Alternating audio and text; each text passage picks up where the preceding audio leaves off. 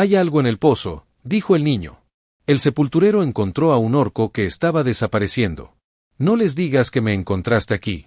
El niño había estado tirando de la manga del sepulturero durante 10 minutos antes de que finalmente se acercara a mirar. Esperaba un gato muerto, tal vez un cubo que alguien había dejado caer.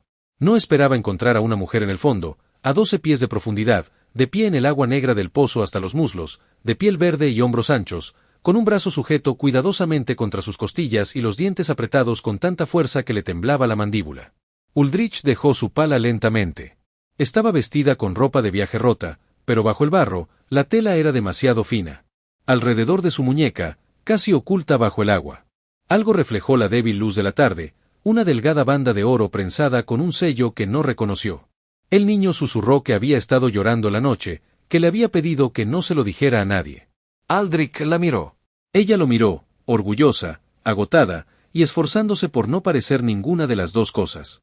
Una mujer claramente acostumbrada a mantenerse erguida, ahora de pie en el pozo de otra, necesitando la cuerda de alguien. Él la tomó. En fin, antes de continuar, si un desconocido estuviera en apuros justo delante de ti, ¿te detendrías a ayudar o te marcharías? Cuéntamelo con sinceridad en los comentarios. Tengo muchas ganas de saberlo. El pueblo de Carolsben no aparecía en mapas importantes. No era un descuido. Era el tipo de lugar que simplemente nunca había hecho nada lo suficientemente significativo como para merecer la atención octográfica, y sus habitantes, a lo largo de generaciones, lo habían aceptado en silencio. Los tejados se hundían uniformemente. Las vallas se inclinaban en los mismos ángulos cansados. El único camino que atravesaba el pueblo se convertía en barro cada otoño y permanecía así hasta finales de la primavera, que en Carolsben se consideraba un evento anual seguro.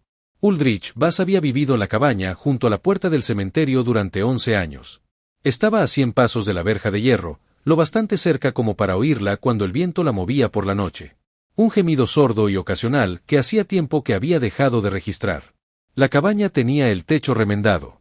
Lo remendaba cada 2 primaveras, paredes que dejaban entrar el frío por 2 puntos que nunca había arreglado del todo y una chimenea que echaba humo cuando soplaba el viento del norte. No era una buena cabaña. Era su cabaña, lo cual era diferente. Tenía 34 años. Sus manos eran las de un hombre que había pasado una década haciendo un trabajo físico en el que nadie quería pensar. Enormes, callosas en los nudillos, manchadas permanentemente en las yemas de los dedos con tierra que se asentaba en la piel y se quedaba.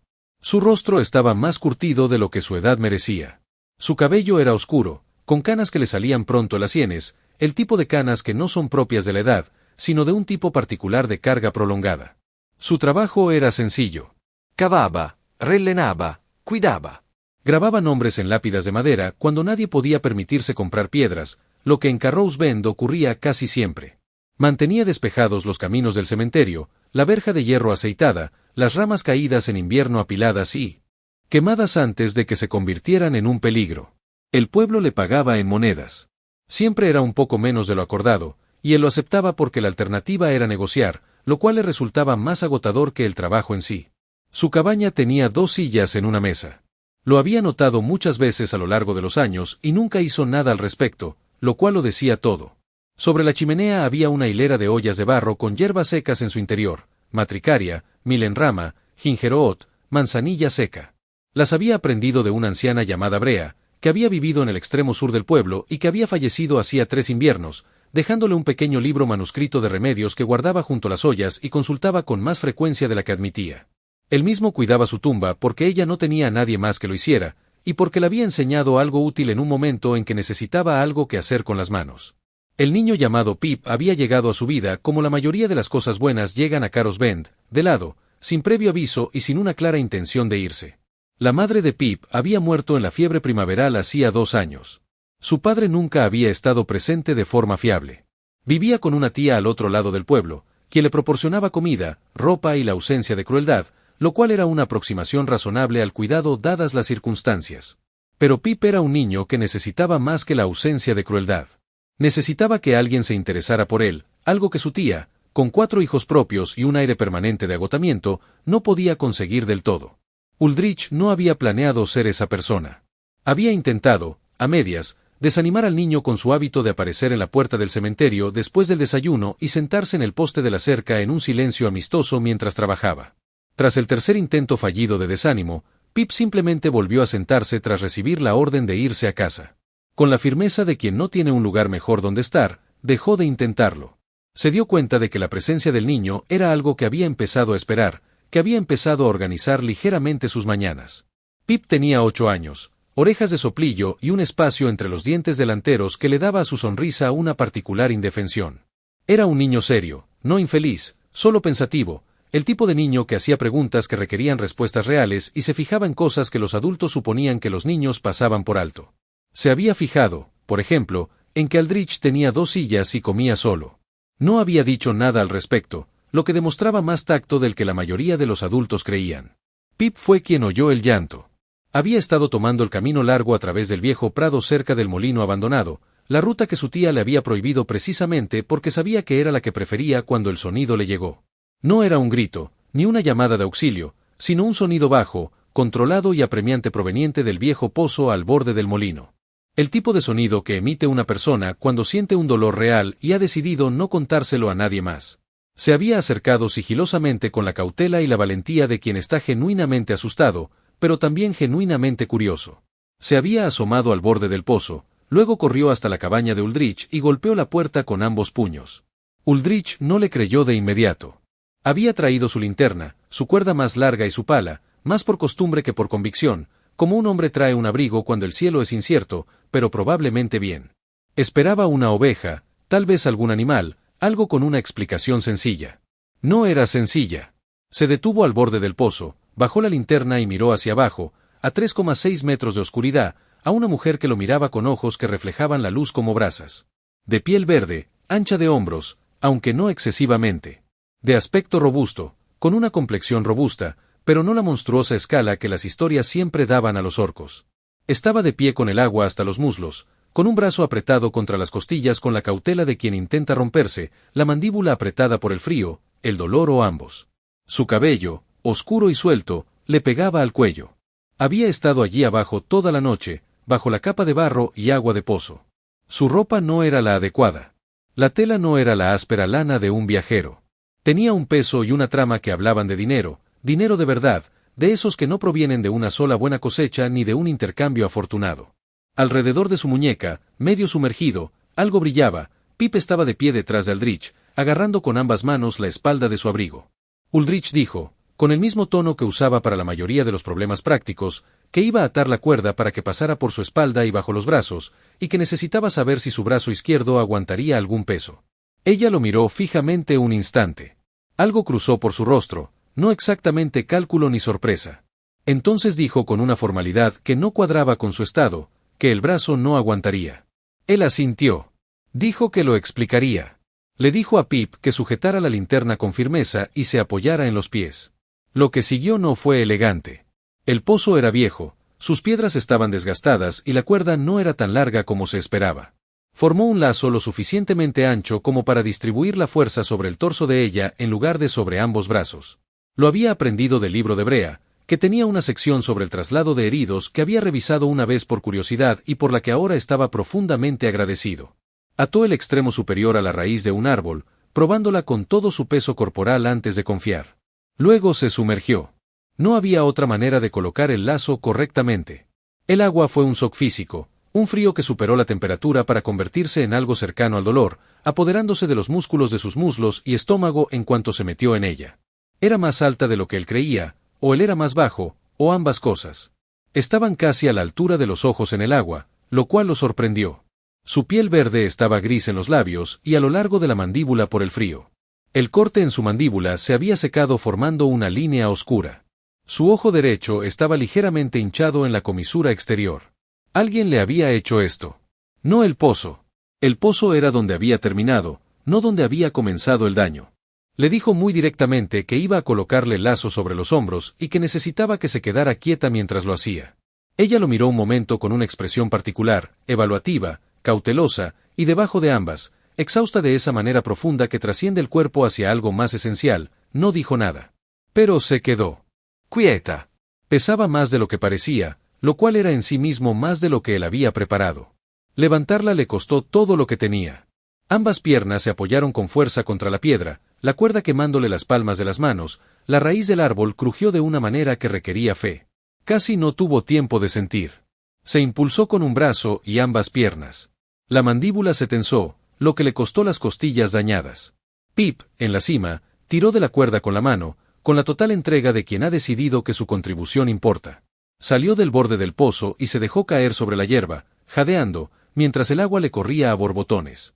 Aldrich subió después, se sentó un momento con las manos en las rodillas, respirando. Pip se agachó justo frente a ella. La miró con la fascinación plena y sencilla de un niño que aún no ha aprendido que mirar es de mala educación. Ella lo miró. Una fracción de la dureza de su rostro cedió, dijo con una voz casi apagada. Que había sido valiente. Que pedir ayuda cuando se tenía miedo era la valentía más auténtica. Pip dijo que había estado muy asustado, pero que había corrido de todos modos. Ella dijo, sí, eso es ser valiente. Entonces su brazo sano se dobló, y presionó la frente contra la hierba fresca, y finalmente se permitió simplemente quedarse quieta. La esposa de Aldrich llevaba 6 años muerta. Se llamaba Marin. Era de esas personas que hacían que las habitaciones parecieran habitadas, sin ruido, sin dramatismo, simplemente genuinamente presente, dejando huella en el espacio tras su partida. Recordaba detalles de la gente. Preparaba sopa para los vecinos enfermos sin que se lo pidieran. Se reía de sus propios chistes desde el principio y con total sinceridad. Fiebre pulmonar. Llegó un martes. Se fue el domingo. La velocidad nunca le había llegado a comprender del todo. No el dolor que había llegado a comprender como residente permanente en lugar de un visitante de paso, sino la velocidad, como algo podía estar tan completamente presente y luego simplemente desaparecer, y como el mundo absorbía la ausencia como agua sobre una piedra. Había dejado su aldea en el norte, un lugar más amplio donde todo aún conservaba su forma, y había caminado hacia el sur hasta encontrar un lugar donde no la tuviera. Había aceptado el puesto en Carol's Bend porque estaba disponible y porque había dejado de preocuparse por la compañía de los muertos. Al menos eran honestos sobre lo que eran. No llamaba felicidad a lo que tenía ahora. Tenía algo más tranquilo y una rutina más duradera, el jardín que necesitaba su presencia. El rostro de Pips, con los dientes entreabiertos, al amanecer, la satisfacción del trabajo bien hecho para quienes ya no podían oponerse a cómo lo hacía.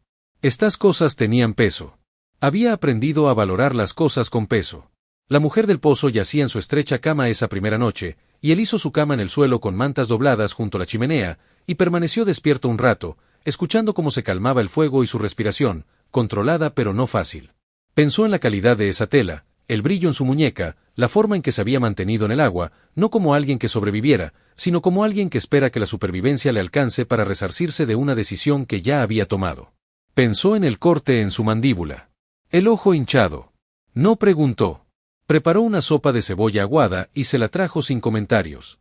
Y ella la comió con una atención que le indicó que no había comido en mucho tiempo. Y regresó a la mesa, miró el fuego y la dejó comer en paz. Ella le dijo que se llamaba Har. Él le dijo que el suyo era Aldrich. No preguntó nada más. Lo que Aldrich no sabía, que la mujer en su cama manejaba con la misma cautela con la que se maneja una carga muy pesada, con constante conciencia del peso, era la verdad completa de quién era ella.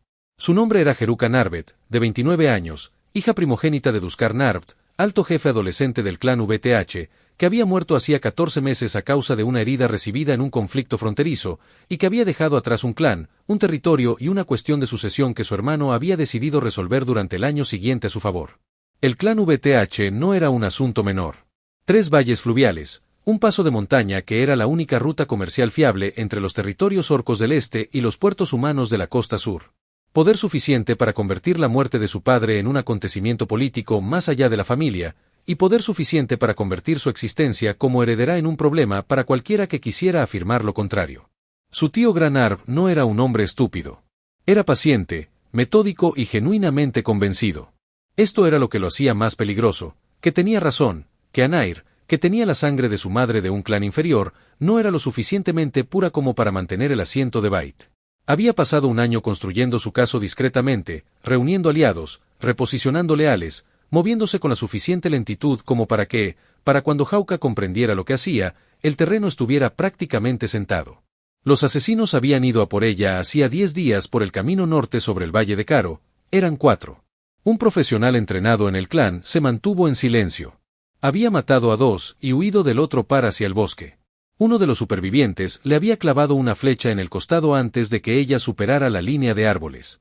Ella misma se la había sacado a 5 kilómetros de profundidad entre los árboles usando su cuchillo y la concentración metódica y enfocada de alguien entrenado desde la infancia para tratar el dolor como información en lugar de una emergencia. Había corrido durante 9 días gracias a las lesiones, la adrenalina y la profunda terquedad práctica de una mujer que decidió, alrededor del tercer día, que morir en un bosque no sería el final. Llevaba en el bolsillo interior de su abrigo destrozado una colección de cartas, documentos que detallaban el alcance de la conspiración de Gra, pruebas que había recopilado discretamente durante meses y que llevaba a un anciano de un clan neutral en el sur para su custodia. El pozo había sido un accidente. Moviéndose a toda velocidad por el oscuro patio, encontró el borde con el pie.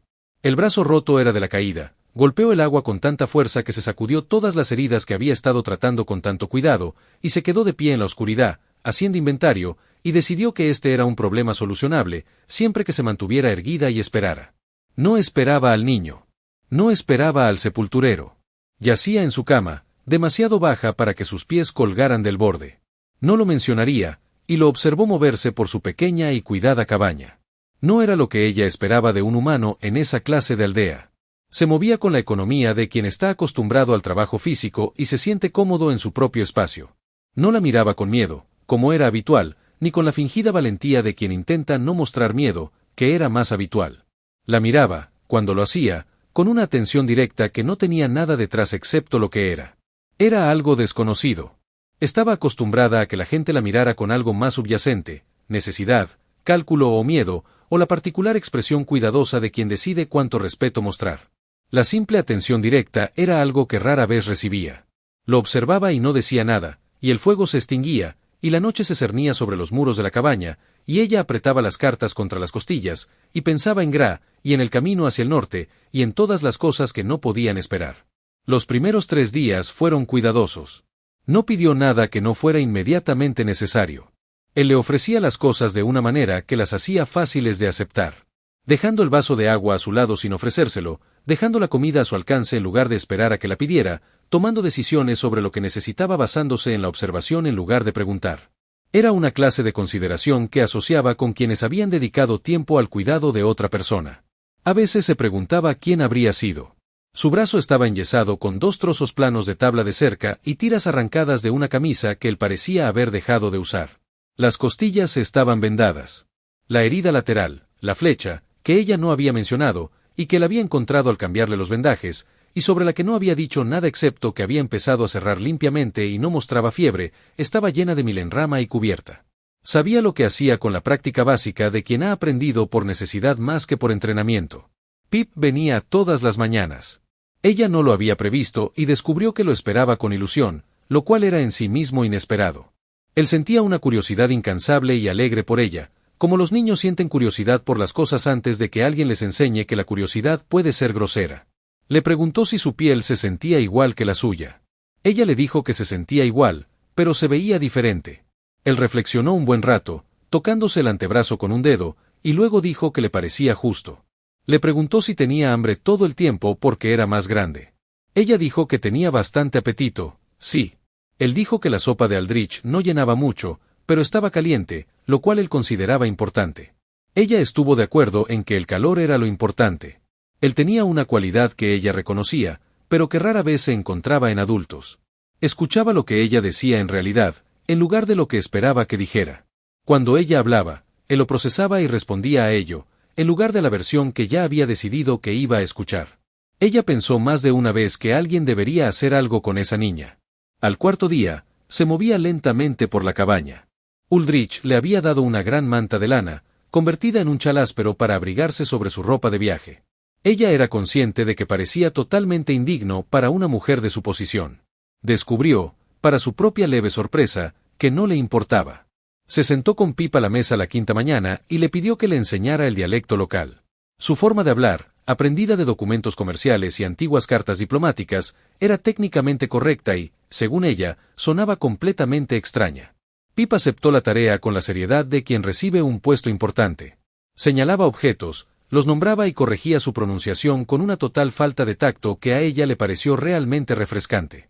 Ella le enseñó 3 palabras en la lengua B, fortaleza de vuelta, hogar, y la palabra que su gente usaba para alguien que había demostrado ser confiable. Él las repitió con total concentración, frunciendo el ceño al oírlas, y ella se encontró sonriendo antes de darse cuenta.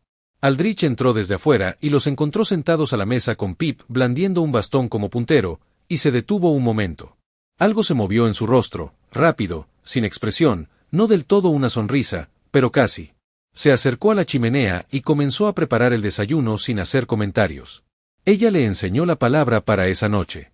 La de alguien que había demostrado su valía. No le explicó qué significaba, solo dijo, esto es lo que dice mi gente cuando un extraño hace algo que no tenía por qué hacer. Lo repitió con cuidado, casi consiguiendo los sonidos. Ella le dijo que casi lo había entendido. Él dijo que practicaría. Estas pequeñas cosas se acumulaban. La sexta noche le preguntó a qué se dedicaba. Lo preguntó con cuidado, buscando las aristas. Ella reflexionó un momento. Dijo que gestionaba situaciones difíciles para quienes confiaban en ella. Dijo que requería tomar decisiones que otros se resistían a tomar y apoyarlos cuando llegaban las consecuencias. Él miró el fuego. Dijo que eso sonaba agotador. Pensó en su tío, en las cartas que aún llevaba, metidas ahora dentro de la manta doblada que usaba como almohada. Todo lo que había construido para obtener la evidencia que había reunido durante meses de trabajo minucioso. Todo dependía de que sobreviviera lo suficiente para entregarla. Todo eso ahora mismo, sentada en la cabaña de un sepulturero en un pueblo que no aparecía en los mapas importantes, dijo. Sí. Era agotador. Él no intentó mejorar ni ofrecer una perspectiva alternativa. Simplemente lo reconoció, le pasó el pan y miró el fuego. Nunca antes había tenido a alguien sentado con su agotamiento. Siempre se le exigía algo, consuelo para quien le escuchaba, un problema que presentar para resolver, o minimizar la pesadez porque otros necesitaban que ella fuera más ligera. Él no exigía nada. Simplemente se sentó en su lado de la mesa en el cómodo silencio casi absoluto al que habían llegado sin planearlo, y el fuego ardía y la cabaña estaba cálida. Al séptimo día, ella caminó lentamente.